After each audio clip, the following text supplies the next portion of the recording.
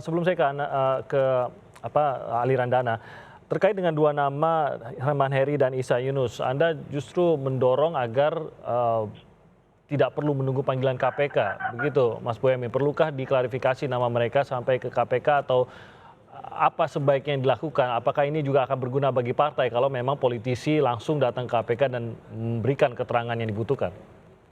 Itu sebagai bentuk dukungan kepada KPK, saya menghimbau mereka-mereka yang tersebut nama-nama di media massa itu sukarela mendatangi KPK untuk memberikan klarifikasi. Dan itu saya yakin KPK nanti akan dengan juga senang hati untuk menerima keterangan mereka langsung di BAP sebagai saksi. Dan itu saya yakin itu tinggal koordinasi aja kok. Dan saya tidak menuntut itu saya hanya istilahnya untuk mereka gitu. Misalnya saya contohkan saya itu dilaporkan Ketua Pengadilan Negeri Semarang misalnya dianggap mencemarkan atau apalah gitu. Tanpa nunggu panggilan polisi saya mendatangi polisi dan minta di BAP sebagai terlapor atau apa gitu kan. Itu sudah setahun yang lalu misalnya itu. Jadi kita orang yang ngerti hukum dan ngerti pada posisi pemerintahan misalnya apalagi DPR itu justru harus memberikan toladan yang baik gitu kan. Dan ini harus mulai ada budaya baru dan saya menyarankan apalagi ini Herman Heri misalnya Komisi 3, Ketua Komisi 3 kan itu kan. Jadi itu saya yakin itu akan menjadikan KPK juga beban psikologis pekewohnya itu kan juga berkurang gitu. Ini justru niat baik untuk membantu KPK dan yakinlah kalau memang tidak salah tidak akan dicari-cari kesalahan kok gitu loh. Jadi ini proses-proses yang justru bentuk dukungan kepada KPK karena apapun pimpinan KPK kan dipilih Komisi 3 dan ini pasti pekewoh itu bahasa normatifnya tidak ada tekanan, tapi kan bahasa manusiawi saya yakin ada hal ewoh-pekewoh minimal dan tekanan saya yakin juga ada kalau bicara keyakinan kan itu kan. Dan inilah yang saya harapkan betul kita mulai babak baru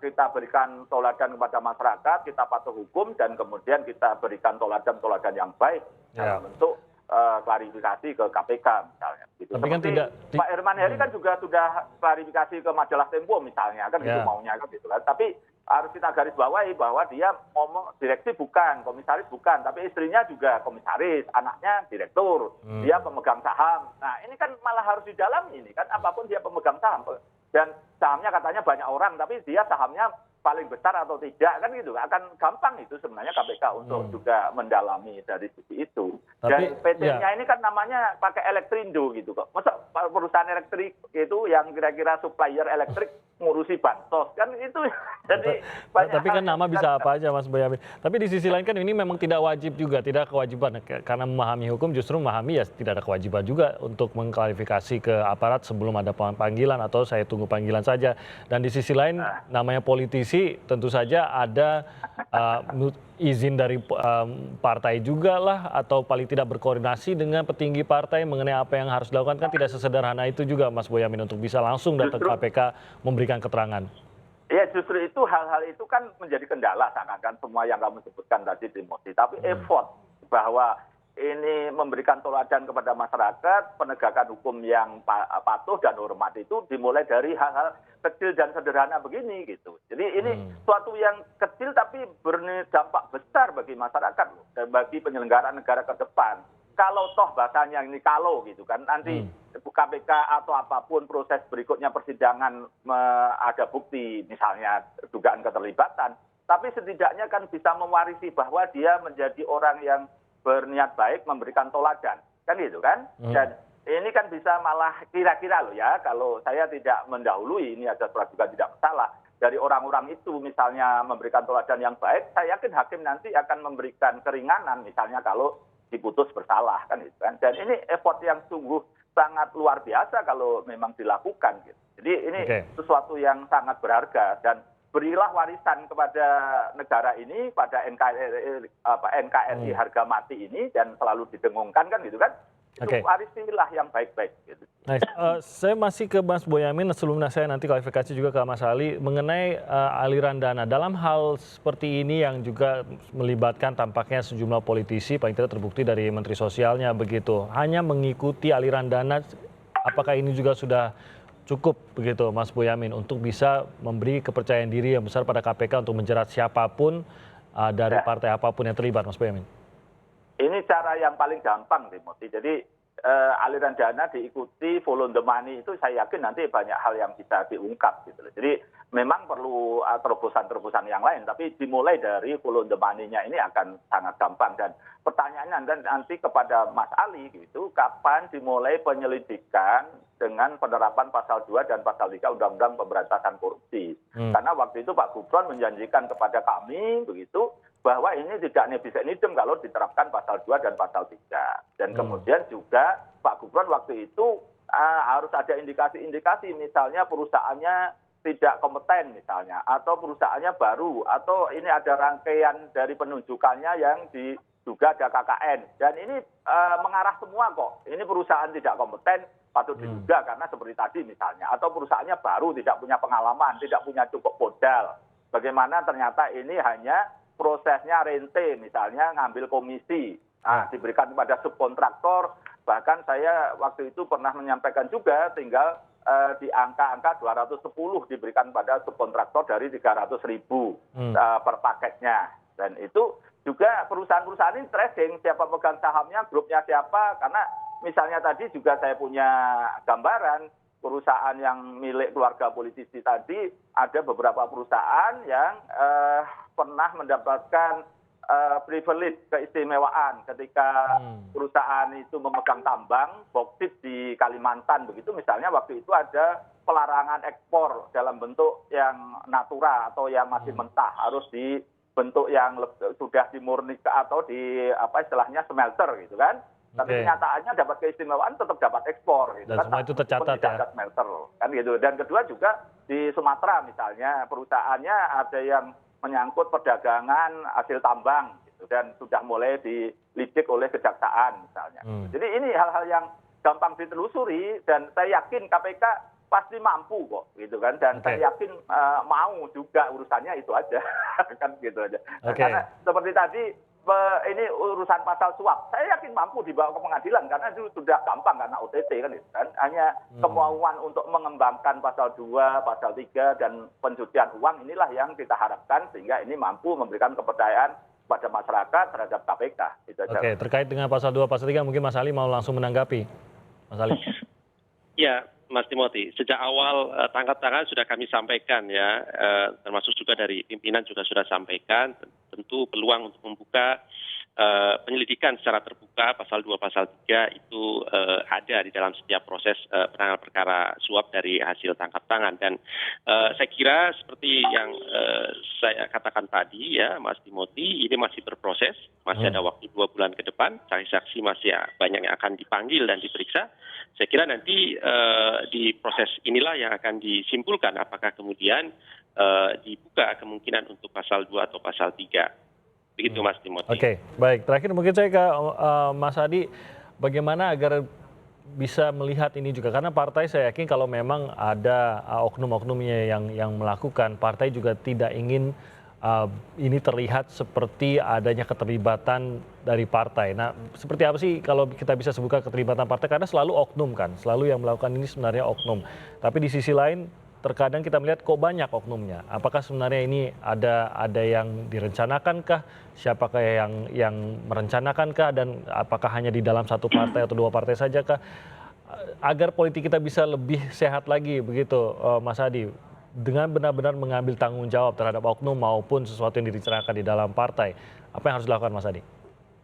Ya, itu yang saya sebut dari awal, Mas Timothy, inilah rumitnya mengungkap kasus korupsi yang melibatkan kader partai, apakah melibatkan institusi secara keseluruhan atau tidak. Tapi yang jelas kalau kita melihat komposisi struktur pengurus dan elit-elit yang menempati posisi strategis misalnya di DPR, ini kan adalah orang yang sebenarnya salah satu orang yang diandalkan untuk menjadi fundraising partai, entah dengan cara apapun misalnya, yang berkontribusi secara logistik, memberikan sumbangan gitu ya, yang bisa menggerakkan mesin partai. Itu satu. Artinya pimpinan komisi, pimpinan fraksi, dan elit-elit lain, alat kelengkapan dewan, ini kan bukan orang yang biasa-biasa saja, tapi adalah orang yang dipercaya partai, bisa menstimulus bagaimana performa politik partai itu meningkat. Yang kedua tentu bisa mencari dalam tanda kutip logistik yang bisa menggerakkan mesin partai ke depan. Nah, dalam konteks itulah kemudian terjadi kerumitan ketika ada korupsi yang melibatkan kader partai, ini seakan-akan hanya dilokalisir menjadi persoalan oknum tertentu, tapi tidak menjadi secara institusional. Ini yang kemudian bisa menjelaskan kenapa begitu banyak kasus korupsi kader partai, ya hanya sekedar persoalan kader partai dan partai tidak terlibat sama sekali. Karena in case yang melakukan itu bukan institusi, tapi oknum orang gitu, aktor-aktor tertentu yang secara institusional tidak terlibat. Tapi yang paling penting sebenarnya Mas Timothy adalah dulu ada kecenderungan kalau orang namanya disebut misalnya diduga terindikasi terlibat kasus korupsi, namanya viral melalui media online, media cetak, biasanya ada yang melaporkan entah itu ke polisi ataupun ke Barreskrim karena diduga mencemarkan nama baik. Tapi ketika ada investigasi Tempo menyebutkan nama-nama elit di negara ini, elit-elit di DPR, tidak ada satupun yang berani melaporkan Tempo telah melakukan pencemaran nama baik. Mungkin karena sudah klarifikasi langsung ke media tersebut. Kalau klarifikasi kan makomnya tidak terlampau kuat. Klarifikasi ini kan sebatas bantahan ringan. Tapi misalnya, kalau memang nama-nama yang disebut dalam investigasi Tempo itu betul tidak terlibat, mestinya Tempo bisa digugat secara hukum. Pencemaran nama baik bisa dipolisikan dan bisa dibareskrimkan. Ini kok belum ada sampai sekarang gitu loh. Ini yang kemudian menurut saya Mas Timothy yang melihat persoalan kasus ini dari jauh. Kok sepertinya apa yang dilaporkan Tempo ini hampir 100% betul. Tinggal bagaimana pembuktiannya nanti oleh KPK. Kan begitu logika berpikirnya. Yang paling penting juga apa yang disampaikan oleh Mas Boyamin. Kita misalnya melihat sejumlah anggota Dewan membawa koper ke KPK nantang untuk dirinya ditangkap beberapa waktu lalu. Karena saya melihat itu adalah anggota Dewan yang betul-betul clear. Makanya kemudian dia berani nantang KPK untuk ditangkap, bawa koper dan seterusnya. Nah kalau itu juga bisa dilakukan oleh nama-nama yang disebut oleh Tempo, saya kira bagus. Yang penting kalau nggak salah dia mestinya nggak takut. Datang bawa koper, ayo tangkap saya. Bahwa saya bersih, pemberitaan investigasi Tempo itu tidak pernah benar. Itu baru mantap itu. Oke, baik Mas Adi Praitno. Ya. Ada satu lagi yang ingin saya sampaikan sebentar saja. Oke, silakan. Singkat saja, terkait dengan politisi, ini tidak hanya satu partai, dan istilah clue-nya itu adalah bina lingkungan. Dan ini oknum di Komisi 8. Jadi itu nanti biar, saya yakin KPK juga bisa jadi udah tahu juga. Jadi ini kepentingan kita untuk pendidikan kepada masyarakat. Karena inilah saya ungkap, saya buka, ini biar KPK juga bergerak ke sana. Kan KPK ini perlu dikawal, kata Mas Ali tadi. Kan, kan? Jadi ya saya tambah itu. Dan kedua misalnya, beberapa perusahaan politisi ini selalu mendapat keistimewaan. Dan ini bisa dilacak misalnya, kalau terkait dengan elektrik misalnya IT, dilacak aja itu. Di lembaga lain ternyata misalnya sistem tendernya patut diduga tidak benar misalnya, atau sedikit ada penunjukan. Itu aja nanti bisa dikembangkan banyak sebenarnya. Tergantung KPK mau dan mampu. Oke, di copy ya Mas Ali ya? Ya. Siap. Makasih banyak. Ya, silakan Mas Ali.